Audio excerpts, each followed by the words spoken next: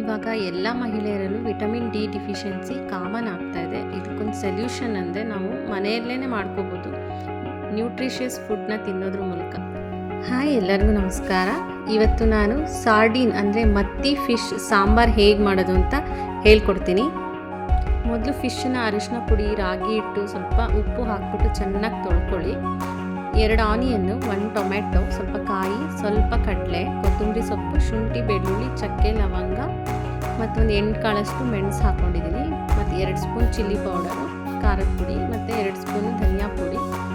ಮಸಾಲೆ ಇದಕ್ಕೆ ಸ್ವಲ್ಪ ಕಮ್ಮಿನೇ ಹಾಕಬೇಕು, ಚಕ್ಕೆ ಲವಂಗನ ಹಾಕ್ಬಿಟ್ಟು ನೀಟಾಗಿ ರುಬ್ಕೊಳ್ಳಿ.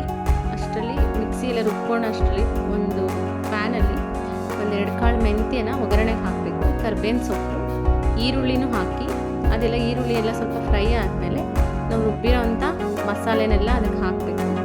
ಮಸಾಲೆ ಹಾಕ್ಬಿಟ್ಟು ನೀಟಾಗಿ ಅದನ್ನು ಸ್ವಲ್ಪ ನೀರು ಹಾಕ್ಬಿಟ್ಟು ಹಿಂಗೆ ಯಾವ ಕನ್ಸಿಸ್ಟೆನ್ಸಿಲಿ ಸಾರು ಬೇಕು ಅಂತ ನೋಡಿಕೊಂಡು ನೀರು ಹಾಕಿ ಹುಣಸೆ ಹಣ್ಣನ್ನು ನೆನೆಸಿಟ್ಬಿಟ್ಟು ಅದ್ರದ್ದು ರಸ ತೆಕ್ಕೊಂಡ್ಬಿಟ್ಟು ಅದನ್ನು ಹಾಕಬೇಕು. ಉಪ್ಪು ಹಾಕಬೇಕು. ಸ್ವಲ್ಪ ಹುಳಿ, ಉಪ್ಪು, ಖಾರ ಮುಂದೆ ಇದ್ದರೆ ಮೀನು ಸಾರು ಚೆನ್ನಾಗಿರುತ್ತೆ. ಆಮೇಲೆ ತೊಳೆದಿಟ್ಟಿರೋಂಥ ಫಿಶನ್ನ ಅದಕ್ಕೆ ಹಾಕಿ ತುಂಬ ಬೇಯಿಸೋಕೆ ಹೋಗಬಾರ್ದು. ಒಂದೇ ಒಂದು ಕುದಿ ಬಂದ ತಕ್ಷಣವೇ ಅದನ್ನು ಆಫ್ ಮಾಡಬೇಕು, ಮುಚ್ಚಬೇಕು. ನೀವು ಸಾಲ್ಟ್ ಅದೆಲ್ಲ ಟೇಸ್ಟ್ ನೋಡಿದ್ರೆ ನಿಮಗೆ ಗೊತ್ತಾಗುತ್ತೆ ಎಷ್ಟು ಬೇಕು ಅಂತ. ಇದು ತುಂಬ ವಿಟಮಿನ್ ಡಿ ರಿಚ್ ಫಿಶ್ಶು. ಈ ಫಿಶ್ ಸಾಂಬಾರು ಬೇಗನೂ ಆಗುತ್ತೆ. ನೀವು ಫಿಶ್ ತೊಳೆದಿಟ್ಕೊಂಡ್ಬಿಟ್ರೆ ಬೇಗ ಸಾಂಬಾರು ರೆಡಿ ಆಗುತ್ತೆ. ಇದಕ್ಕೆ ಕಮ್ಮಿ ಟೈಮಲ್ಲಿ ಬೇಗ ರೆಡಿಯಾಗೋವಂಥ ಸಾಂಬಾರು. ಇದು ವಿಟಮಿನ್ ಡಿ ರಿಚ್ ಇರುತ್ತೆ. ಫಿಶ್ಶು ತುಂಬ ಒಳ್ಳೆಯದು, ಕಣ್ಣಿಗೂ ಕೂಡ ಆರೋಗ್ಯಕ್ಕೂ ತುಂಬ ಒಳ್ಳೆಯದು.